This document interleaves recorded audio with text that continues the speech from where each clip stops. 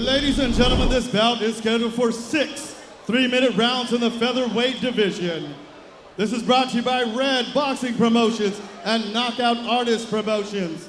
Your judges for this contest are Ron Scott Stevens, Damian Walton, and Ray Almendarez. And the third man in the ring is referee Rubalcava Jr.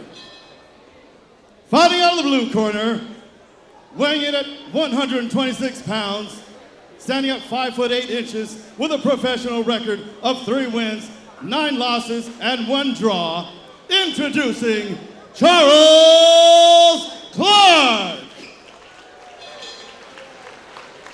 Fighting out of the red corner from Westminster, California. He stands at 5'8". He weighs in at 124.7 pounds. He has an undefeated professional record of 4 wins, no losses, with 2 big wins by the way of knockout. Introducing Luis El Diamante Rubalcava. Let's get our final instructions from referee Rubalcava Jr. All right, gentlemen, you received the instructions in the dressing room. Know what I expect. Good, clean fight. Legal punches here for you, legal punches here for you. Touch gloves, good luck to both of you.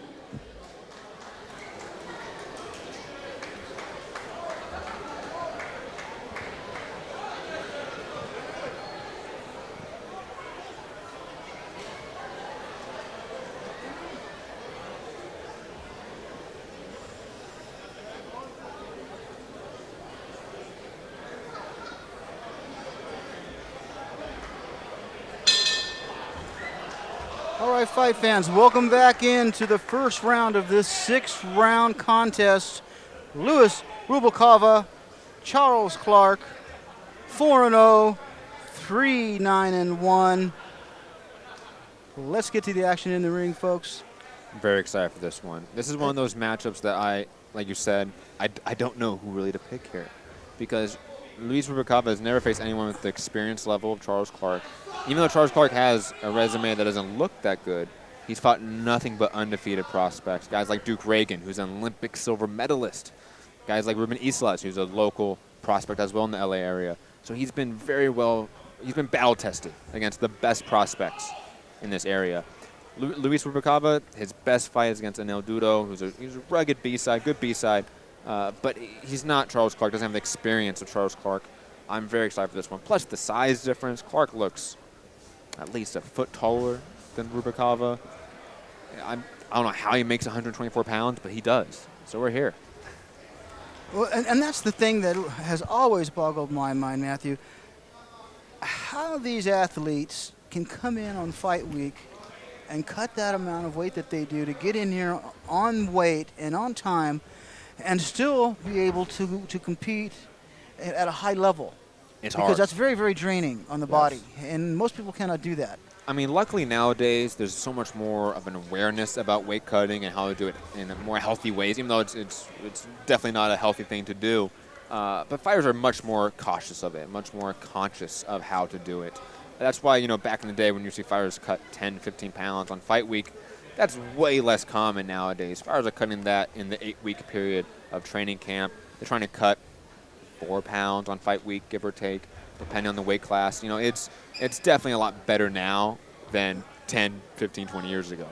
And as a youngster, as a wrestler, I was always very small, and I never had that problem. My coach always made me eat lasagna and bananas for the first 3 or 4 days before a match because he wanted me to gain weight. I had to gain weight just to get to the smallest weight class, And so now I hate bananas and lasagna because I have that bad connotation. Force-fed that, yeah. I was force-fed that stuff. I had to eat it night after night.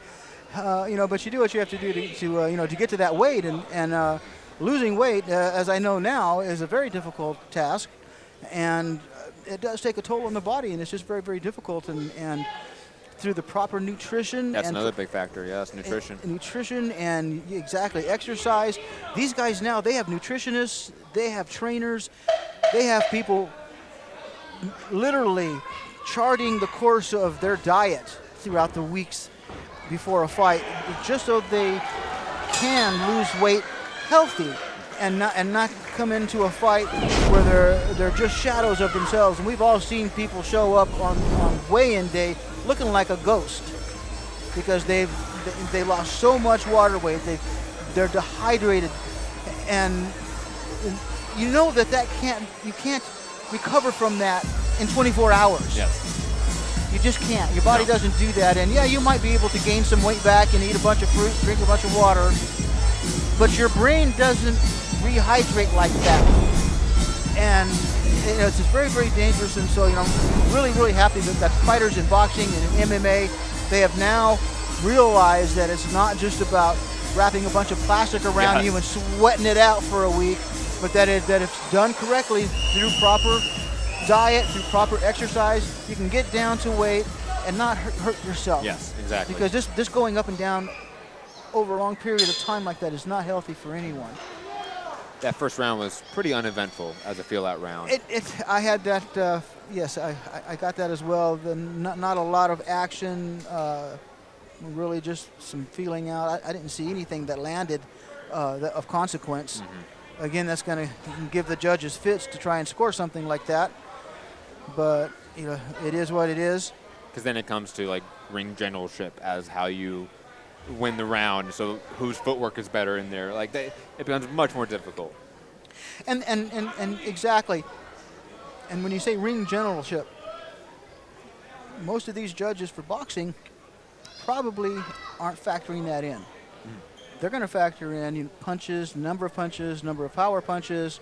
Is this person running? Is the other person chasing them down? These kinds of things. In MMA, they do it a little differently. They acknowledge the ring generalship, and if it comes down close between control time and strikes and so forth, they're going to go to that as what decides the match. Yes. And I don't think that's a bad idea. In boxing, really. I believe it's still offense, then defense, then ring generalship right after that in terms of the weighted categories. And I believe there's another category after that. I think it's just so often we never get past offense and defense. Or at least, as a viewing audience, most people don't think about it. If you're just a fan of the sport, the last thing you're thinking about is whose footwork is better. Exactly. But when you've been around boxing or fighting, then you're looking at their footwork. You're looking at their guard. You're looking at how they hold their head. Is it up high? Is it down low? These are the kind of things that an experienced eye are going to pick up, and these are the type of things that the fighters are going to pick up in their opponents, and that's how they're going to exploit their weaknesses and their mistakes. Both guys just in first gear still. It's not really attempting much. It still feels like a feel-out process for them. It is, yeah. There's just not a lot going on. Right hand of the body there by Charles Clark. I believe that might have been the first punch that actually landed well in the fight. Because a lot of these punches are looking like that, but Luis, they're not a lot landing. A lot of it's glancing off. Those are good shots. To the body absolutely, right yeah. They're looping. They're glancing. They're not hitting at all. They're just whiffing. There were some good punches landed right there in that exchange, but 2 rounds into this fight, and not a lot has happened. No. Just by the basis of that last little exchange there. Charles Clark wins the round? Yeah, I believe he's going to win that round because there just wasn't much else going on.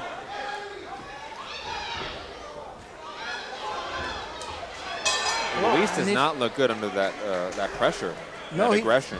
He doesn't, and right there at the very end, Charles Clark was able to score a couple more punches and put an exclamation mark on that round. He might sense that too, that Luis is not really the type of guy that is comfortable on the back foot, his back on the ropes. But Charles Clark is smart. I saw that. He needs to step on him and really press him, be either aggressive, even though he's taller, longer reach, ignore that, ignore fighting the range battle, be gritty, be that ugly fighter on the inside. Sometimes that's what you need to do.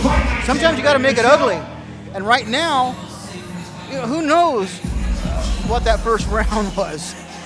Who knows? I gave it to Rubalcava, but it's one of those that can go either way. I don't really have an argument for either one. I'm still trying to decide because there really wasn't a lot to judge there. There wasn't a lot of action. That second round, I gave to Charles Clark just because of the few punches that he did land. but if you're Rubalcava, you need to go to work. Do something. You might be down 2-0 right now. You don't know. And where you need to win every round now, like we talked about, where this is the third round. If he gives up this round again, and let's say if you're a judge, you have all 3 rounds, first 3 rounds for Charles Clark, no matter what you do, unless it's a knockdown, you're going to get a draw. Absolutely. So you have to do something here, Luis. You have to do something. You have to press on the action. Even though he is the smaller fighter, he's fighting at range, trying to fight the jab battle. I would give him the same recommendation as Charles Clark. Be the aggressor. You don't look comfortable on your back foot on playing defense, then be the aggressive one. And I think he heard you because he just backed Lewis up in the corner, and he is landing. Luis trying to land a counter there, but I don't know if it landed. But Clark doing really good work right now. He's doing some nice work up in close. He's good dirty boxing. A little bit of dirty boxing. He's landing to the body. He's landing some uppercuts. And generally just pushing his weight against Lewis. And Lewis needs to get away from that rope. He needs to stay away from the corner, and he needs to, like you said, he needs to engage. He needs to get gritty. He needs to get dirty. He needs to make his opponent make a mistake and then capitalize. Because, like you said, he could be down 2 rounds by now. He needs to make something happen. And Charles Clark has been knocked out before. His last fight against Ruben Islas, another prospect in the area, he got knocked out in, I think it was in May. And this is something that Luis needs to sort of realize, that this is a guy that's been knocked out before. Press him. Like, you need to hit him with some hard combinations to get him off of you. Right now. Like, get him in the corner and just don't leave him there. Keep landing short combinations. 2s and 3s. That's all you need to do. 2-punch, 3-punch combinations. Don't get crazy with it. Absolutely, absolutely. He's got to work his way back into this fight, and he's got to start winning some rounds, and that's exactly the way he's going to do it. Staying out there, at range, I think he's just going to get pops. He's just going to get out. He's just going to get outscored. Or does not establish his dominance either, where now we get toss-up rounds, and then you get a draw again. You end up in that exactly. We don't want to go to that boat, and I know these fighters don't want to end up in that boat as well, and so. Both of these fighters need to be the aggressor. Yes. And, right now here with round 3, as you said, Clark is scoring. And even though Luis is doing better in this round, he is doing better, Charles is doing better as well. And he had a much better last round. So his momentum is at a better level than Luis. So I think Luis needs to hit him with something hard to really change this up. Because I think there's a lack of confidence, it looks like. It looks like a guy that is almost making his pro debut, that's not 4-0, that's facing a guy with a lot more experience than him. And that shouldn't be the way it is. And that's sort of the deer in headlights thing. It took him a while to figure out who he's fighting in there. And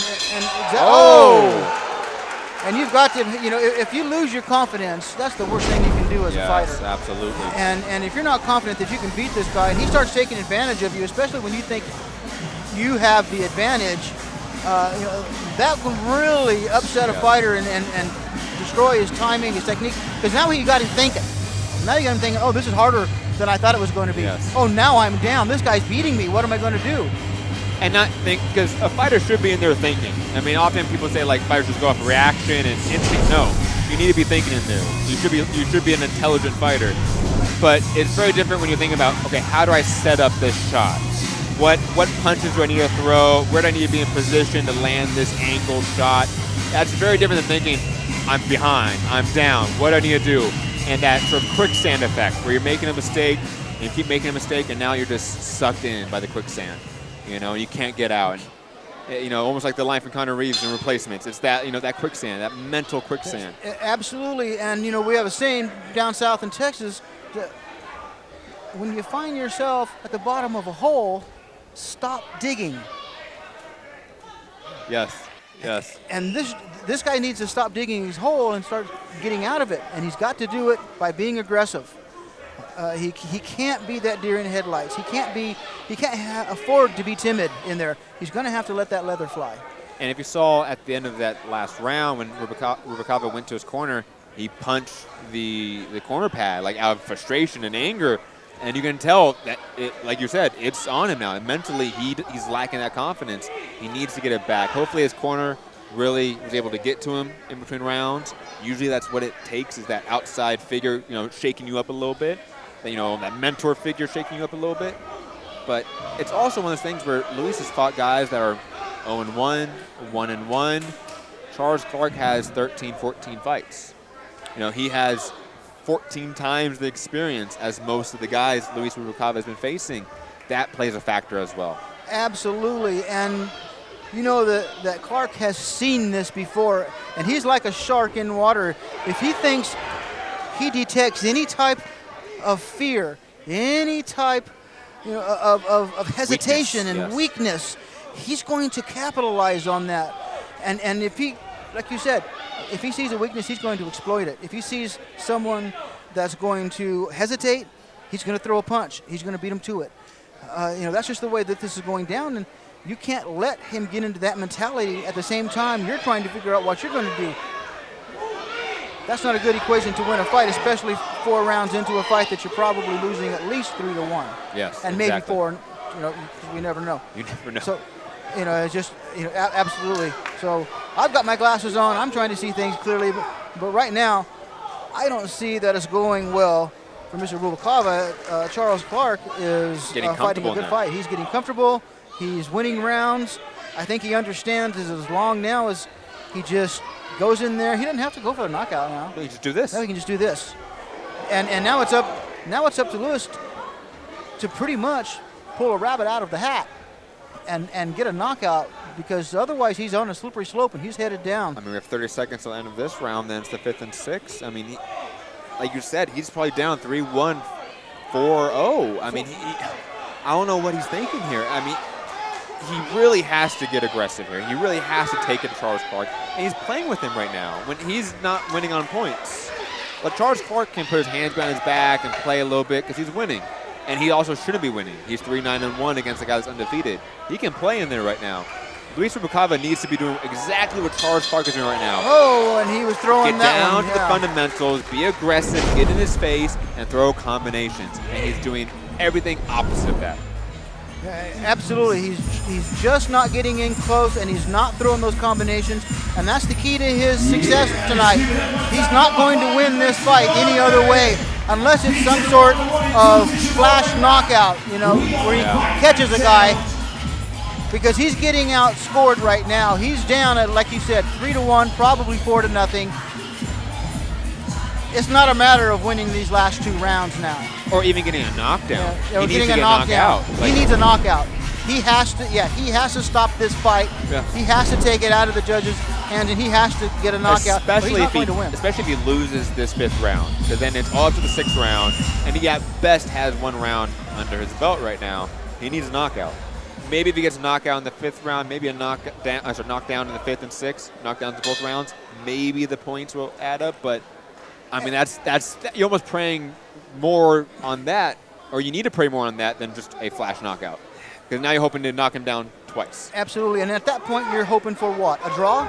Yeah. That's kind of the best that you can kind of get out of that, because he's lost 3 rounds. So if he wins the 3 rounds, the best he could get is a draw right now.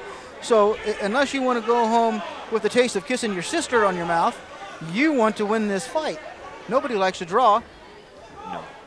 No, and the fighters, the fans, no one likes it. Nobody wants it. Nobody wants it.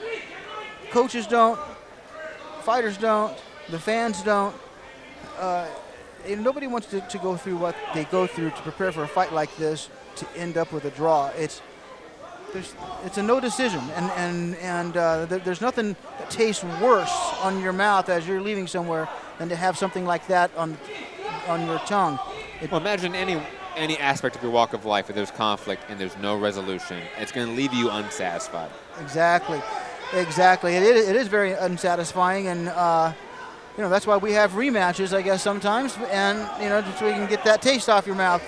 But as we see it here, we might see the first blemish on Rubalcava's 4-0 record here, because Mr. Clark is doing what he needs to do to win these rounds and win this fight. Doing just enough. I would say, if I'm Charles Clark's team, I put an emphasis on it, and I push for these next 2 rounds. You make sure they're in your bag, because you don't want anything in the hands of the judges. You're the blue corner here, traveling to a guy's hometown. You got to make sure you win all these rounds. And you exactly. And I have seen championship fights. I've seen Oscar De La Hoya do just that. he thought he won enough rounds where he could cruise these last few, and guess what? The judges did not see it that way, and he lost that fight. And if he had gone those last few rounds, he would have won. I'm sure, you know. But he took it easy. And he admitted, I took it easy. He thought he had it in the bag. You know, but you never really truly know. You don't know, so you have to, like you said, go out there and win these last rounds. Make sure. And it's weird because Luis is fighting like he's coasting, like he has it in the bag, and I don't know why. There's no sense of urgency from him.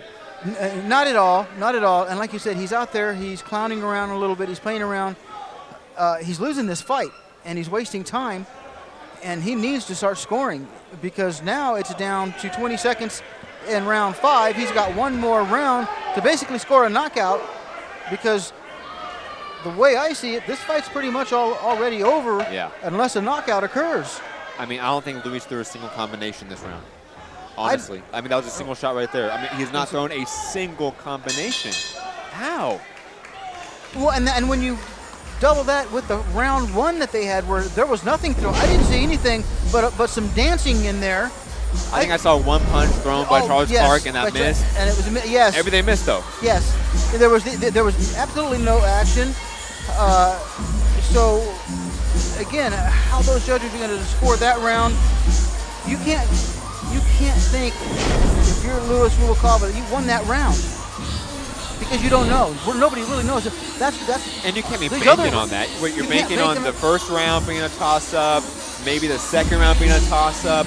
But ever since then, it's been Charles Clark's fight. And I don't see the second round as a problem. I see it. I seen it as Charles Clark. That first round was really the only one that I see a question mark on, and that was because there just wasn't anything to judge. Yeah, exactly. You know, if I could go 9-9, I think I would because there just wasn't anything there. I mean, we can go 10-10. That is in the rules. Yeah, you can go 10-10. Yeah. Because I don't see that any advantage in round 1 to either fighter. However, the last 4 rounds, I see the definite advantage. Charles Clark has just basically taken over this fight, and it's pretty much at this point his to lose, and the only way he's going to do it is to get knocked out. So, and here he is. Still being the aggressive He'll fighter. Still being the aggressor, yep. I mean, doing exactly what I told him to do. So clearly he's listening to me over here. So I do appreciate that. But I told his corner, hey, you got to get those 5th and 6th round in your bag. You cannot let him come out. Because if Luis feels like Charles Clark is taking time off or taking the round off, then Luis maybe can get that confidence back. You know, but by the negative action of Charles Clark, maybe Luis feels like he can do the positive action out there and get that confidence. But Charles Clark's not letting him do that. He's not letting him think that. Not at all. And you're right. You are the voice of reason here. That's exactly what you have to do. And it seems like not once, twice, but probably 3 times already tonight. It seems like these fighters have listened in on the conversation because just as soon as we have something leave our lips, they're up there doing it. And, and as again, there you go again, being the aggressor. Got his opponents on the ropes, pushing him across the ring. This 1.5 minutes in round 6, and he could be skating if he wanted to. He could be on his bicycle and win this fight, but he's not. He's still being that aggressor. And he's smart, though. He's not being too aggressive either. It's not like it's wild aggression where he's throwing tons of combinations. He's reserved. He knows his cardio limit. He knows where he can get off his shots without being too defensively weak, too defensively open. And it's suited him. He's kept at this pace, and he's winning rounds. He's very calm. He's very collected in there. He's not breathing heavy. Like you said, his cardio seems to be excellent for this 6-round fight. I don't see any problems there. You're not going to wear him out. However, I see Luis kind of sucking in some air here and there. I don't see that he's got that same level. How can he be tired? He hasn't been throwing shots. He hasn't been throwing shots. He's just been, he's been eating them and he's been running. And it's also one of those things where it's like an adrenaline dump. It's a mental exhaustion, you know. Absolutely. God knows what is in his mind right now for him to freeze like this, because this is a fight of him freezing for 6 rounds and never being able to get off his shots, never being able to get his offensive going at all. There has been a single round where Luis kind of got his offense. No, none of it. He's been stifled at every turn by Charles Clark. And that's what is sort of amazing about this fight tonight, because We know he's undefeated. We know he's got knockout power. We know that he can come out and win fights. But he seemed to be a little timid tonight. He seemed to be a little off, like he was just a little slower or maybe just a little weaker in his punches. But he was off tonight, and Charles Clark took advantage of that, and he beat him through the punch. It could definitely be a thing of, maybe a bad weight cut, maybe something in his personal life that's affecting him. A lot of stuff happens for a fighter. But I don't want to go too much down that road because I feel like it takes away from Charles Clark. He came in here as a guy that was fighting another undefeated prospect. That's all he faces, undefeated prospect, and picked up a win. And I have to respect that. But we did not expect this performance from Louis Rubalcava. He came in 4-0. He came in with a couple of knockouts. We expected something a little bit more than what we see tonight. And so we'll see how he bounces back. We go to our scorecards. Judges Ron Scott Stevens, Damian Walton, and Ray Armendariz all see this bout the same at 58-56. Your winner by unanimous decision. Out of the red corner, Louis El Diamante Rubalcava. I don't know how that was done.